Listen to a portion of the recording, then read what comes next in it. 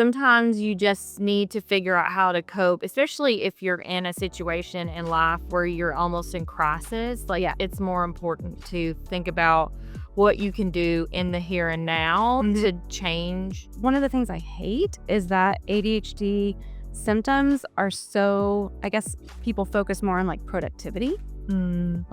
Well, if you're being productive, if you figured out a system, it must not be a problem. But ADHD also affects your executive functioning, and part of your executive functioning is emotional regulation. It doesn't mean that it has failed. I think that's more indicative of an ADHD brain that loses interest. It needs something new or novel, or it sees another thing that maybe that one isn't doing, it would like this other one to do. So when you find yourself being like was using Trello for so long, what someone else thinks of me is none of my business. Yes, I'm just for questioning it so that we can take ownership over what we are deciding for ourselves. Hello, welcome to the podcast. My name is Sarah LeRae. I'm a creative entrepreneur in Chattanooga, Tennessee, and I have a very special guest on the podcast today. Welcome. Would you like to introduce yourself? Yeah, my name is Kimberly Mathis, and I am a former therapist turned coach, and I help people change things that feel unchangeable. I just love that tagline, by the way. Thanks. The change things that feel unchangeable. So what are some things that the people you work with, what do they want to change usually? Oh my gosh. A lot of times it is circumstances. So there's a lot that centers on circumstances that feel unchangeable because they would need something outside of them, like someone else to be different or do something different. And so it feels like they're either constantly trying to force that change or they're just waiting for a long time. It feels very disempowering. So we work on trying to find, even within that unchangeable circumstance, what are things that they can change so that their experience is a little different. Wow. Yeah, because you can only change what you like. You only have control over yourself. Right. That was a light bulb moment for me in life. Yes. You can't impact how other. I mean, I guess you can impact how other people feel, but you can't control the world. You can only control you. Thoughts and feelings. That's a big one for people, is when they realize that they are almost trying to filter what they do or what they say through this lens of, well, what's it going to make the other person think or feel? I mean, don't have any control over that. And when you're doing that, it really disconnects you from your own sense of like your values that guide you, what you want to do, because you're just thinking about what will this cause them to do, this other person, cause them to think or feel about me, or how will they react? Right. Yeah. And so you kind of coach them through how to deal with that. So it's like therapy, but on a bigger sort of scale. Like, what's the difference between coaching and therapy? Yes, I get this question all the time.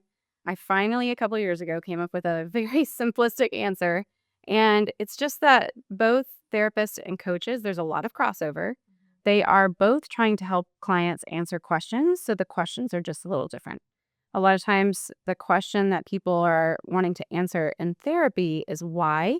Like, why am I feeling this way? Why do I have these patterns? Why do I have these symptoms? Why do I have these behaviors?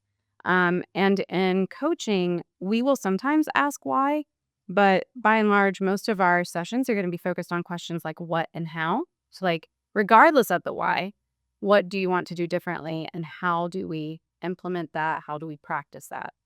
That is so useful. Yeah. To know the difference, but also I think about, not to dive too deep, but I have done a lot of research and talk around trauma. And sometimes, from what I understand, from what therapists have told me, sometimes digging too deep into the why is not necessary. Right. Sometimes you just need to figure out how to cope, especially if you're in a situation in life where you're almost in crisis. It's more important to think about what you can do in the here and now to change your thoughts and your circumstances and the way that you feel so that you can move forward. We may never have a for sure why. We can make really good guesses, but I think one frustrating thing about therapy that kind of prompted me to move toward coaching is that I just watched, and this happened with me working with my own therapist. I would watch clients like just kind of repeat the same story over and over in session. And even without me being conscious of it, it's very easy for a therapist and a client to get kind of sucked into this goal of figuring out the why as though that will make everything better. Like, I could just know, then it would be fixed. Yeah, and for me, that's not been true. Like, Right. I know why I do a Right. lot of the things that I do, Mm-hmm. but it doesn't help me, like, fix it or Yeah. figure out ways around it. I feel like reframing for me sometimes helps. Yeah. Uh I would just say, like, therapy and coaching are not in competition. Right, you can do both. Like, you can do both. You can do both at the same time. They both have their value. I just think what each one is kind of offering to clients as the result or the impact of that work is just slightly different, but they're also very complementary. Yeah. I gained a lot of insight from working with a therapist. I feel like I made a lot of progress in doing something different with that insight through coaching. Mm. That resonates with me because in business, I know it's not just one thing you usually do Mm, in life, right? It's not ever just one thing. It's a bunch of things that sort of come together to get results or to move you forward.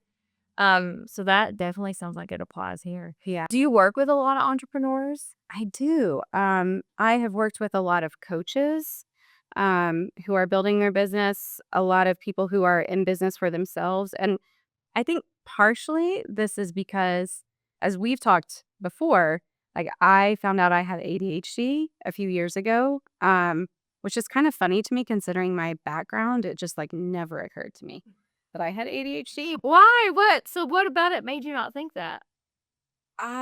Well, for one, I think, we've had kind of in the last few years a big social media boom talking about neurodivergence and ADHD, and particularly what that looks like in women. So when I was going through school, my background is in psychology.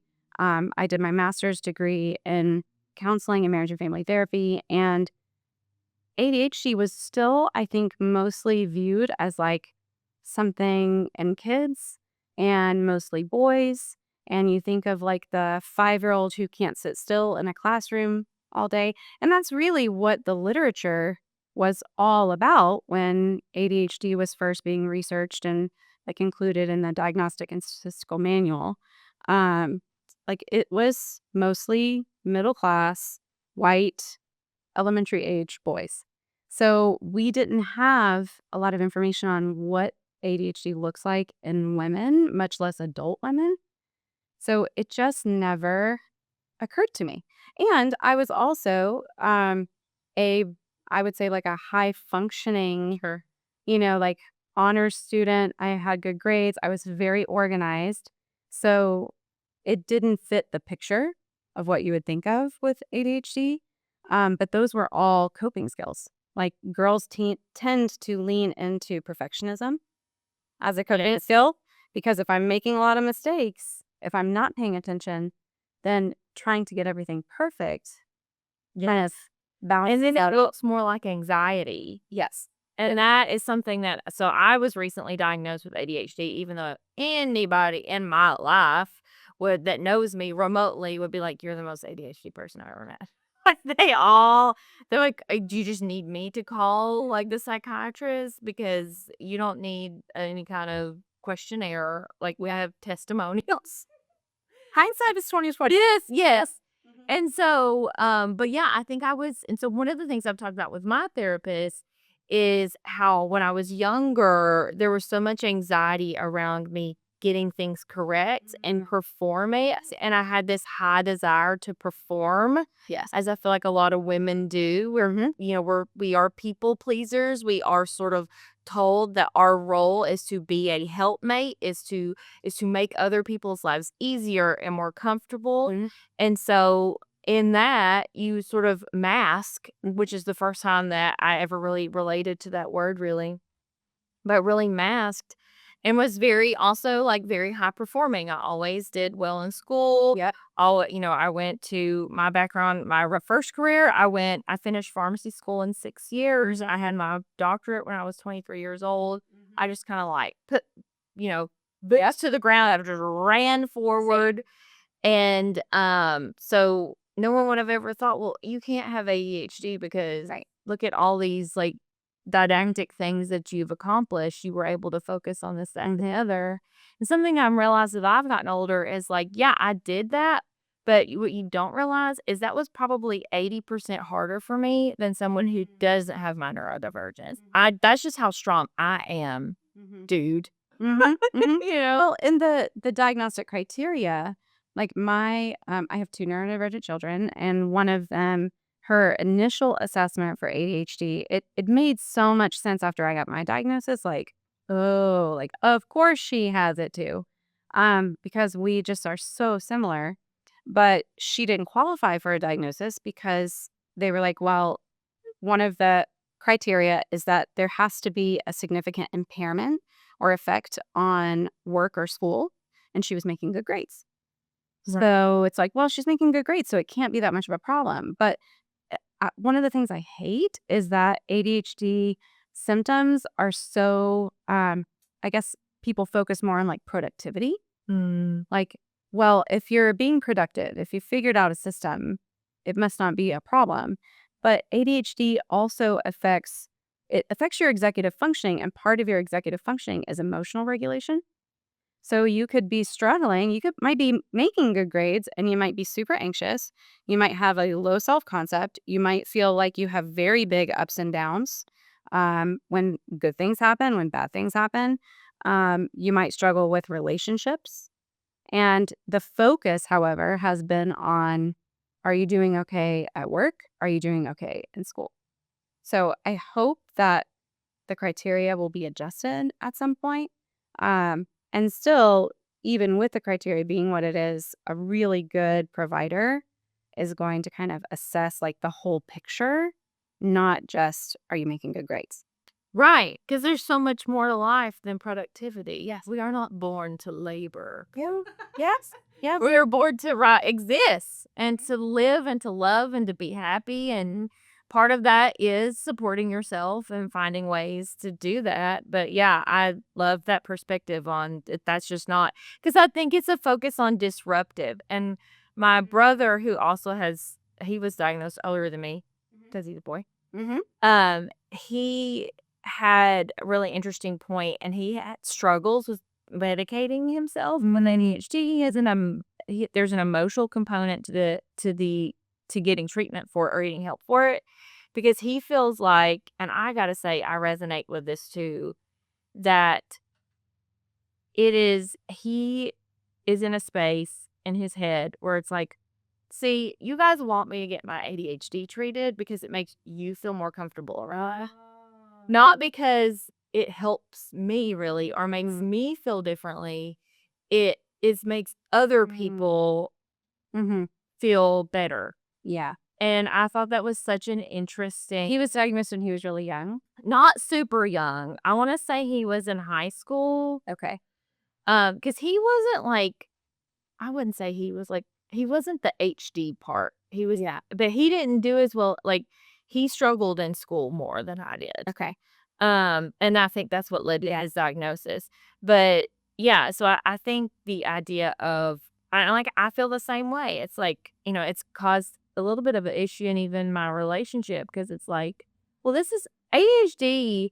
Like, fixing it is not really what I want to do. Yeah. You know, Yeah. I What that means is for most people who are not ADHD, that means making you more neurotypical. right. And that's not necessarily, I think my ADHD is a part of me and it makes me who I am. And I honestly like who I am. Mhm. So I sought treatment because there were struggles that I was having Mhm. in my life, in my business, and there were things in emotional regulation. Yes. And so that's why I sought treatment. But I still feel strongly that we don't have to like Yep. medicate, or we don't have to Yeah. there's nothing wrong with me. Yeah. Being neurodivergent Yes. doesn't mean there's something wrong with you. Right. It just means that you're different. Yes. It's still a type of brain that, like, if we think about a bell curve,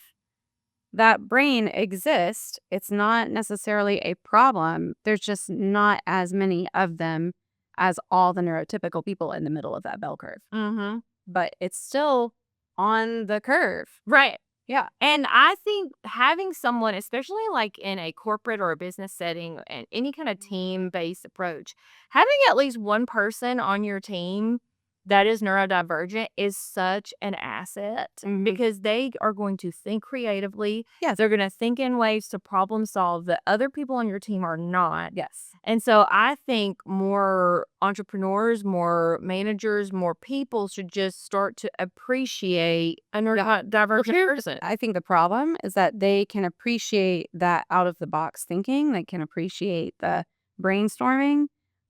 But what is not appreciated is the stuff that goes along with that brain, which is the like, I have trouble sitting still and eating the whole time, or I am going off on like a tangent in my brain because my brain made a connection between what was said and this other thing, not because I'm uninterested or I don't care.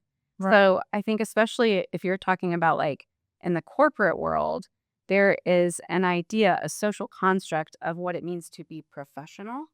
Right. Oh, That is you just neurotypical. I like to say the word professional is a four-letter word for me. Mm-hmm. It's such a trigger for me. Yeah. Because I hate that in society, up until now anyway, there is a very specific definition of professional. Mhm.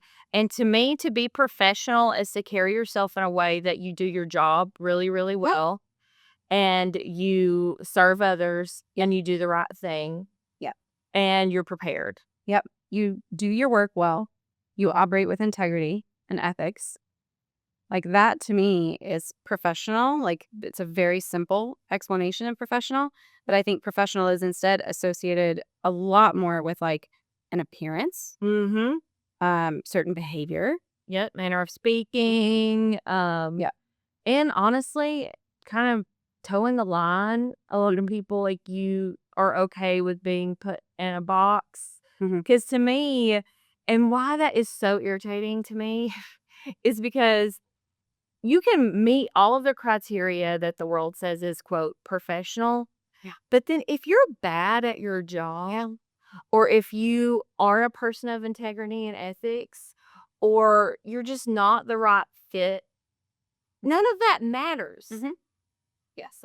So it's like, why are we pretending that any of the stuff on the surface matters? Mm-hmm. Because it doesn't. Yeah. So much of, I think, what my diagnosis did for me and what I try to do for my clients is it gave me like a giant permission slip to just go back to the drawing board and really like question everything that I was telling myself I should do in a certain way, to make sure that it works for me and it's how I want to do things. Right. I think there are so many stories that we have, like shoulds, about how we're supposed to do things. I was talking to a client yesterday, actually, who was like, I feel like, one of the things I should work on is how distracted I get when I'm working on projects. And she said, for example, she might have like 4 things to do. And she will tell herself, well, I'll start with number 1. But then she starts thinking about something with number 4. And she jumps over to number 4 and works on that for a while instead of just like sticking with the one thing. And I was just like, is this causing you a problem?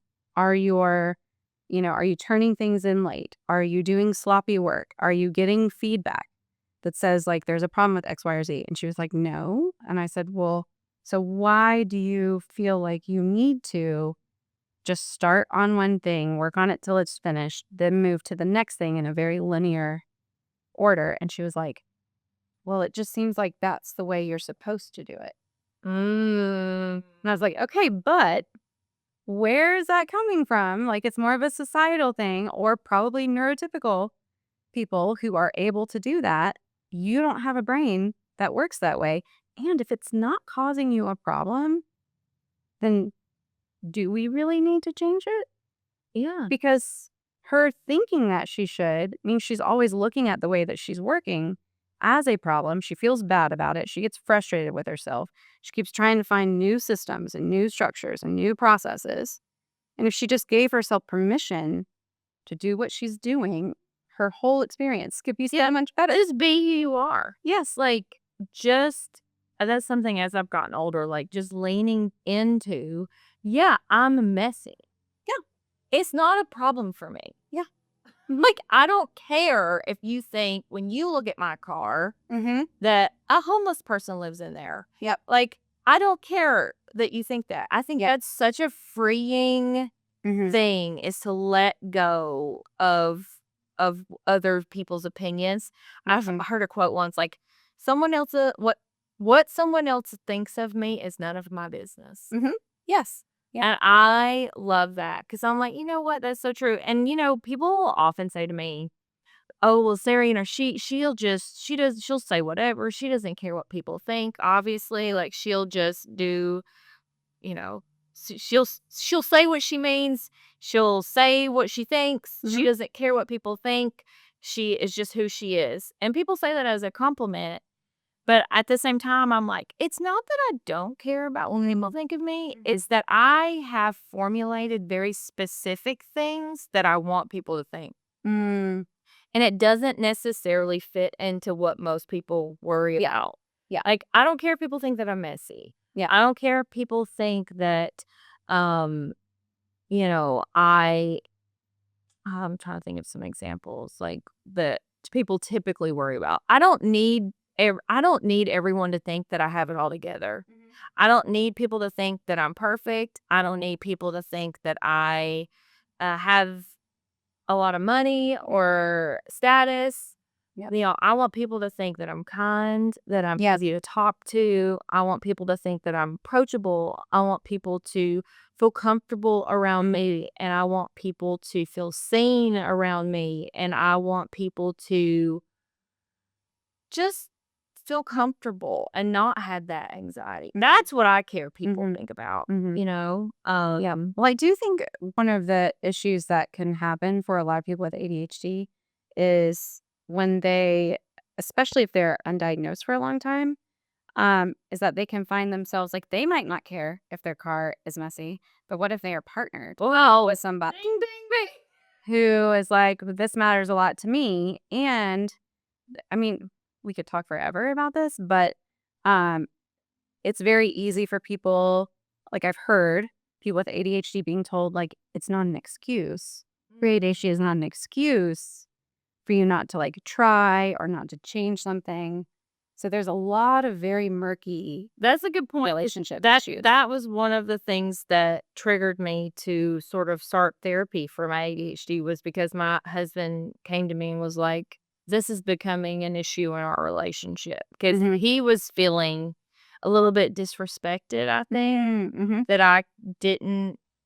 And we not to dive into all that, but Yeah. but he was, and it wasn't that. It was just, not seeing things the way that he saw them. So anyway, we're working. Well, I ended a relationship of 5 years because it wasn't just the ADHD, but the ADHD became like almost like a scapegoat for all the relationship problems and differences. And I think this happens a lot where ADHD is almost seen as more of a behavioral issue than true like wiring of the brain and physiology. Yeah. Like it's like, well, you struggle with paying attention, so just pay attention more.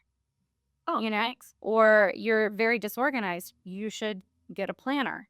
You should write things down. How many planners have I bought? Oh, I know. Yep. So it's treated by someone who doesn't understand it as like a behavioral issue. And it's like if that whole phrase of like, if they wanted to, they would. Right. It's like, well, if you cared about how this is impacting me, you would do something different. You would think it better. And it is balanced, because with ADHD, you want to be seen. You want to not feel like something's wrong with you. But also at the same time, you don't live in a bubble. Mhm. And, like, it's not an excuse to treat someone disrespectfully or to continue to step on someone's boundaries Yeah. just because you have some sort of neurodivergence. Like, you Mhm. do have to be respectful of other people in your life to maintain those relationships. Those relationships are Yeah. compromised. But I also think on the flip side, like, most people who are not neurodivergent, we're all like neurodivergent and neurotypical individuals are operating under this like larger societal cultural belief system that the neurotypical way of doing things or the way things have always been done is the way to do it. And so someone who's neurotypical might be like, well, the way you're supposed to get things done is in this very linear process, or the way that you're supposed to manage your time should look like this, or the way the house is supposed to be cleaned or maintained is supposed to look like this. And really, it's all made up. Yeah. It is all made up. There is no Like, as long as it anyway. The points don't matter. yes. So it's like, no, no, no. That's just a thought you're having. It doesn't mean that it is supposed to be that way. We need to come back to the drawing board Mm. and figure out like what do we both want? Not one is better than the other. How do we find some middle ground? What sorts of things like really, really, really matter to you? What sorts of things are like, it'd be really nice, but it's not a deal breaker. Right. Like, it really helps to have a partner who is willing to question some of their own stuff Sure. rather than just be like, It's all your fault. or sure, I understand that you have this, but you still need to be trying to do everything. Right. It's about balance. Mm-hmm. Mm-hmm. So you had an interesting statistic for me when we chatted on the phone about entrepreneurs. Yeah. Throw that. Yeah. It's something like 60 to 70% of entrepreneurs either have an ADHD diagnosis or would qualify for an ADHD diagnosis. And I think that just speaks to like the environment of entrepreneurship is so customizable Yes. for someone who maybe has difficulty doing like norm or operating in the 9 to 5. That it makes sense to me that a lot of people who have ADHD would lean towards entrepreneurship. Not to mention, there seems to be a higher tolerance for risk taking with someone who's ADHD. They're okay with like having the big burst of creativity and just like going for it, rather than someone who is more neurotypical being like, let's weigh all the options and let's follow this very strict process. That's exactly how this podcast occurred. Yeah. It's just like, I'm going to do it. I'm going to do a podcast. Why not? Yep. And then boom, here we are, like 2 weeks after I had the idea. Yep. It makes sense. And so there's a lot of, I think we mentioned too when we talked, like there's a lot of good things about entrepreneurship and there are things that are challenging for someone with ADHD because like, sure, you might be able to make any schedule you want to, but there's also no external pressure to hold that schedule or to make yourself follow deadlines. They might be arbitrary. So there are some challenges. Like, yeah, you have a lot of flexibility and no one is giving you any structure. No one's going to make you follow it. It's just you having to do it. I mean, since I went full time in my business, just not having the structure, I think that's what escalated my ADHD 1,000%. Mm-hmm. And all COVID. COVID. Yes. For something, all of our systems were disrupted. All the structure was gone. Yeah. And I have noticed about myself that if I implement systems, routines, and processes into my life, everything gets better. Mm-hmm. My relationships are better, my performance is better, my output is better, I feel better. Mm-hmm. The problem with that is that I find they're boring. Yes. And the idea of a boring life is like cringy to me. Yes. And so it's very difficult for me to commit to routine. Yeah. Because I'm afraid of like, well, if I'm committing to this doing the same thing every day in the morning, what other opportunity am I missing out on because I'm committed to this routine? It's the FOMO. Yep. Do you feel like there's that FOMO, like that fear of missing out, Oh, something a part of ADHD for you? yeah. Well, I think I talk with my clients about having more of a flexible routine. So, like time blocking, like hour by hour, does not usually work very well Right. for people because it feels so rigid. Mm-hmm. And one of the things that can be great about ADHD and also really frustrating is that there is a inherent in that type of brain is an unpredictable fluctuation in energy levels and interest and motivation.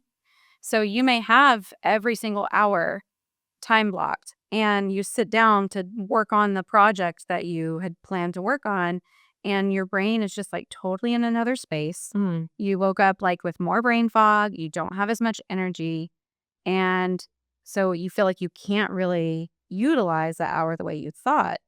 I'm much more of a fan of creating like larger blocks of time, or having a schedule where it's like, okay, if I wake up and this plan isn't able to happen, then what's my procedure? Like, what's my protocol for like what I do in that situation? What else can I go to? How can I pivot? Because I think we need the flexibility because we have a brain that kind of jumps around. Because if you don't have that, you're just not going to do anything. Mm-hmm. It's like, well, then you just end up in complete unproductivity because you did. I like the idea of having like a plan A routine and a plan B routine. I love that idea. Hard day protocol. Yeah. That's what we call it sometimes. Hard day protocol. Yeah. And I would love to take credit for that, but that was from another coach named Maisie Hill. She has a great podcast. She lives in the UK. She talks about a hard day protocol for those days where you don't necessarily know. Maybe something did throw it off. Maybe it's just, it feels like I joke with my partner, like instead of Mercury retrograde, it's like something's in Gatorade. Like who knows what it is? But something is off.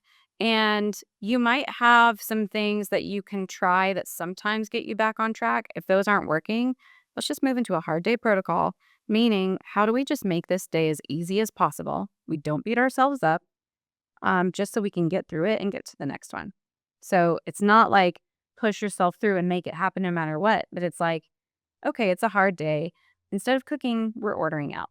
Instead of going and doing activities with the kids, I'm just going to put on cartoons for them. Yeah. I'm going to go to bed early. I'm going to give myself permission to just like veg for a while. And I think giving yourself that permission to do that is so much more restorative than being like, well, but the plan was X, Y, or Z. I have to make myself do it. And I have found that having intentional downtime for me, like, so getting this, my studio was in my house for a long time. And then when I got a dedicated studio space, I'm able to have more work-life balance where I have like an office that I can go to. Yes. And so there's some separation so that when I'm at home, I can give myself permission to be present with my husband or my dogs or whatever it is that I want to do instead of just having this ongoing pressure of working 24 hours a day, 7 days a week. So give it like intentional break time for me, I think has been. This comes up a lot with clients. Like people will come to calls.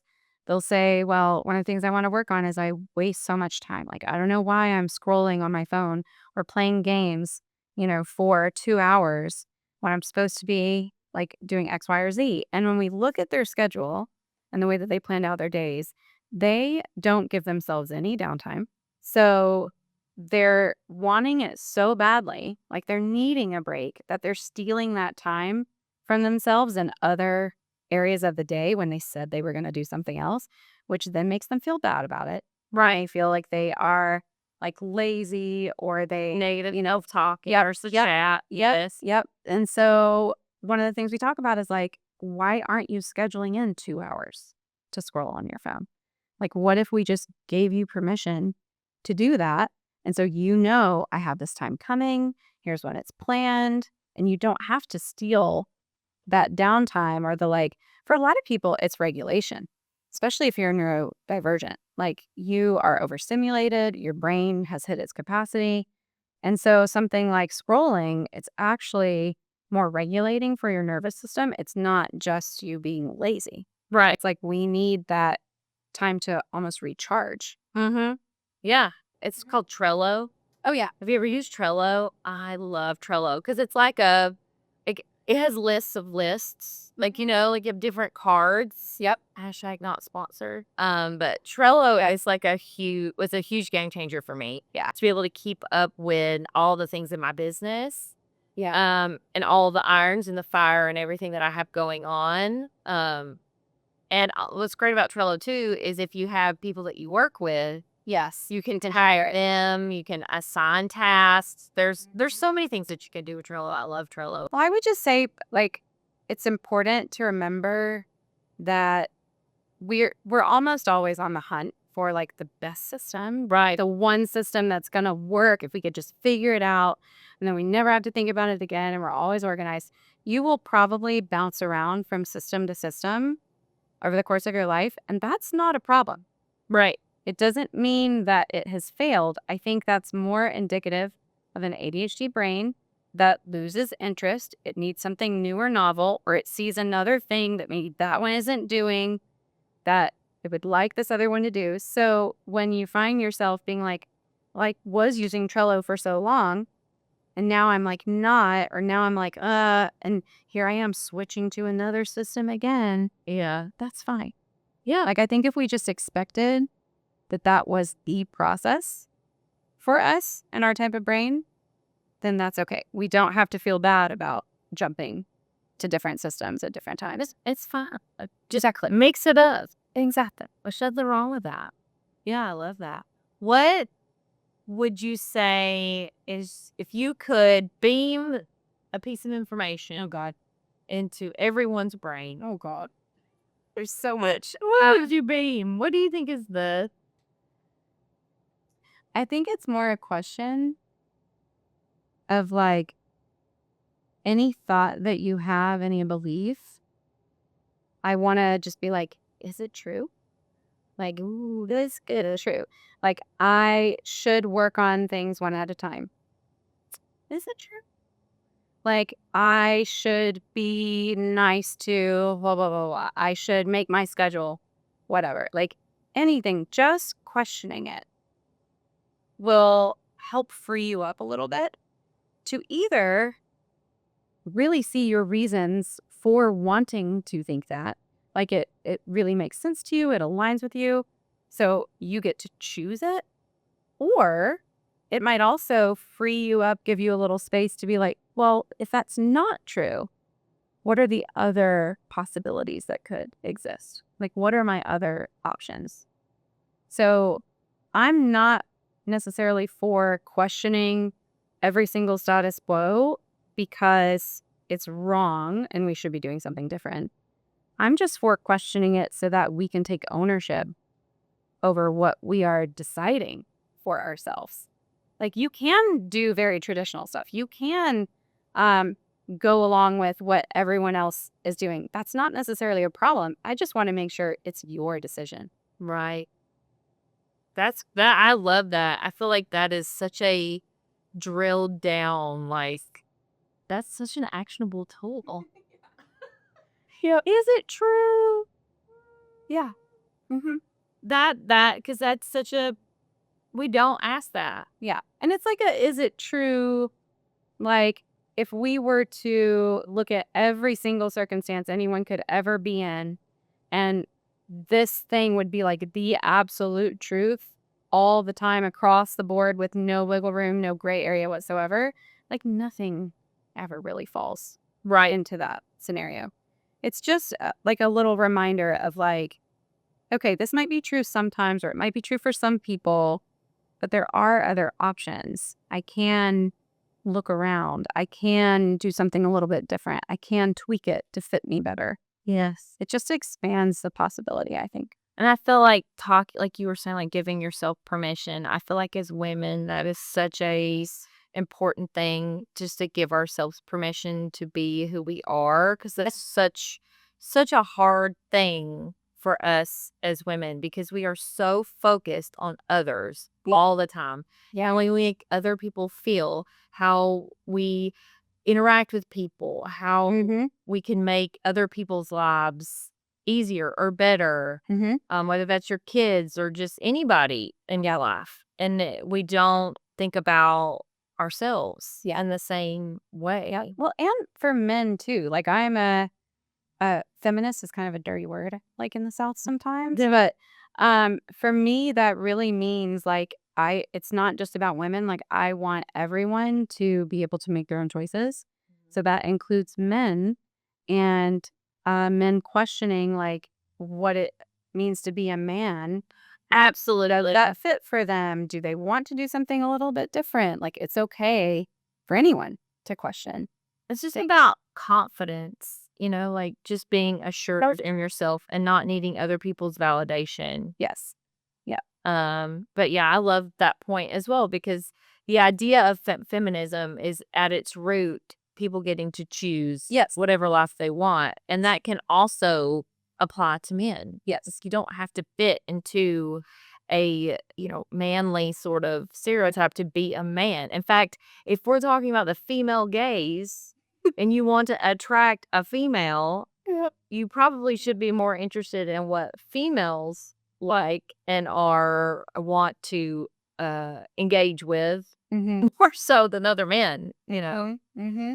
Um Yeah. Yeah.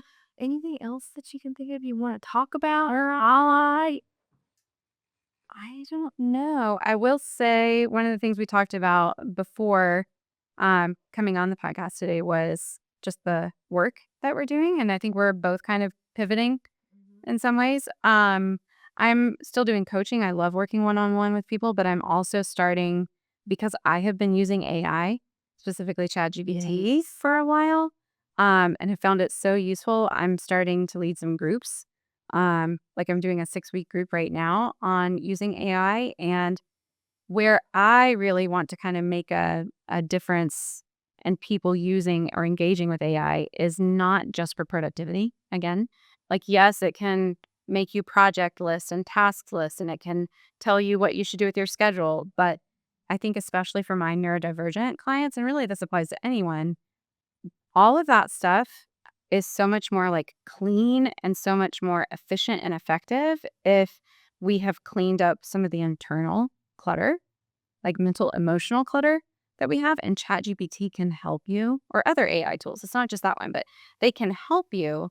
So you might have your big, to-do list for the day, and you're like, I feel overwhelmed. I don't know where to start. You can take that to AI and say, I always tell it, like it knows I have ADHD. Um, and it will help me figure out like, okay, what's the like first place I could start? Where would it make sense to start? Like it can help me figure out what's going on inside of me that gets me unstuck so that then I can go forward with a task list. So I want people to use it for more than just productivity. Yeah, I love that. And I know with ChatGPT, people get stuck on prompts. Like, what are Oh, the yeah. prompts for Yeah, ChatGPT? I'm teaching people just how to talk to it. Yeah, like just don't need make it. prompts. Yes, I agree. Nope. You don't need prompts, and I love just using the voice feature Yes. and just talking. Yep. Like When I'm emotionally dysregulated, I pull out the app on my phone. I don't want to go sit at my desk. I don't want to pull out my laptop. I don't want to type it all out. So I pull up the app on my phone, just click the voice feature, and it's like I'm talking to a coach in my pocket. I can just say, I don't even have to know what I want it to do. I can just say, I'm feeling really overwhelmed, period. And it will start in with some questions. Yep. to help you unpack it. Yep. That's Mhm. so wild. And Mhm. it's such an it's really making, I mean, there's so much to talk about with AI. And like, I know that when we post this, there's probably going to be people talking about how evil it is in the comment section. I can hear them out. Yeah. The reality, at least for me, from where I sit and my little old self in Chattanooga, Tennessee, is that I am not going to be able to impact that at all. Right. It's here. It's available. There's a lot of amazing things about it. It's not going anywhere. Yep. In fact, it's only going to be more prevalent. Yep. And so, why not use it to help yourself and your Yeah. like All the day-to-day life. neurotypical people can stop using it. Yeah. They're upset about it. Yeah. I feel like it's the best tool for people who are neurodivergent, ADHD, autism. It's the best thing to come along since Well, medication. and what about the fact that it's going to make mental health sort of help way more available than it Mhm. ever has been? Mhm. There's really no barrier. Right.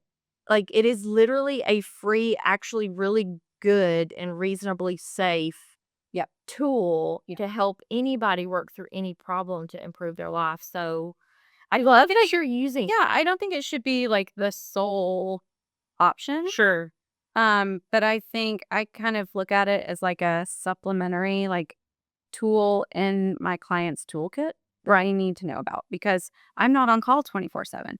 We have sessions maybe once a week, but then life happens in between that. So when they are getting stuck or they're having a moment of like overwhelm or they're being like emotionally flooded, here's another tool you can use that can help and maybe even clarify some things for you to bring to our next session to talk more in depth about. Because AI is such a, like you said, it's a tool. It's not necessarily replace. I think people have a lot of fear around AI that it's going to Yeah. replace Yeah. humans and, replace jobs, replace roles. And I don't see it that way at all. We're always going to need humans and that human connection and touch.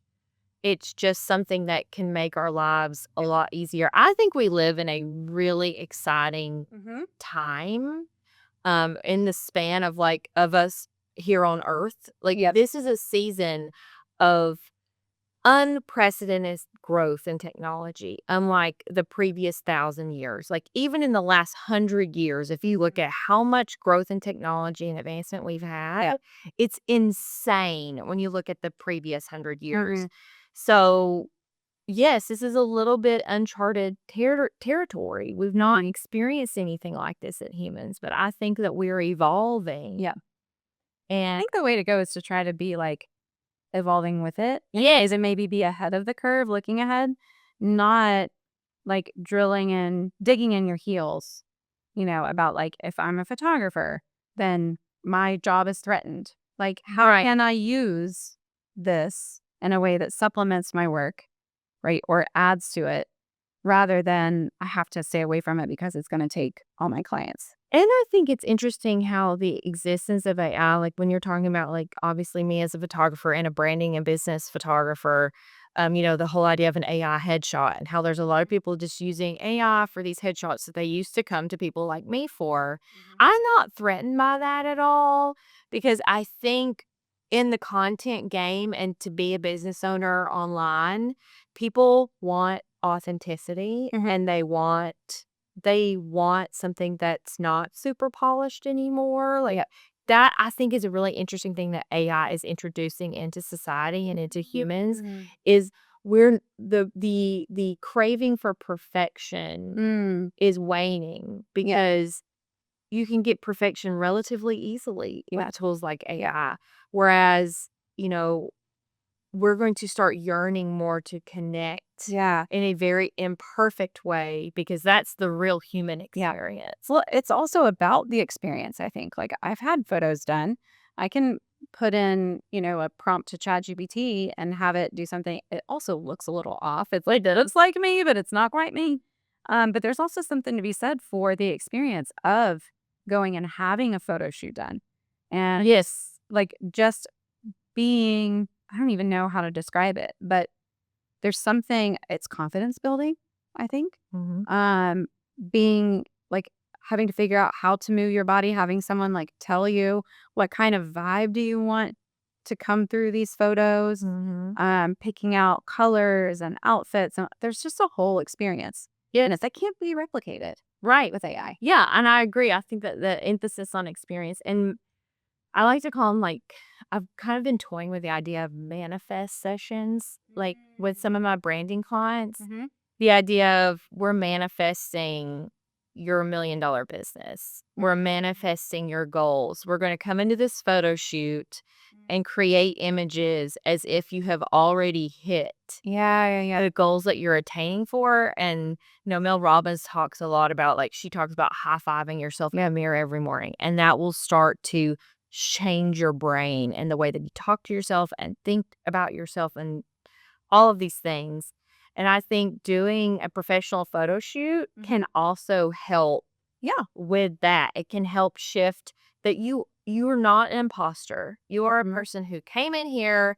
You are not an imposter. You are a person who is here in real life and going after their biggest dreams, which is really where my heart is. I talked about this on the last episode, that I really have a heart for wanting to help people reach their goals. And I think doing photos and videos and sort of, I don't like the phrase fake it till you make it, but I do love the idea of manifesting your future and putting yourself in the mindset of the person who would have already accomplished whatever it is that you want to accomplish. Well, I don't think meeting a goal, I think a lot of times we think about it like, if I meet this goal, then I will be the person that I imagine myself being at that point.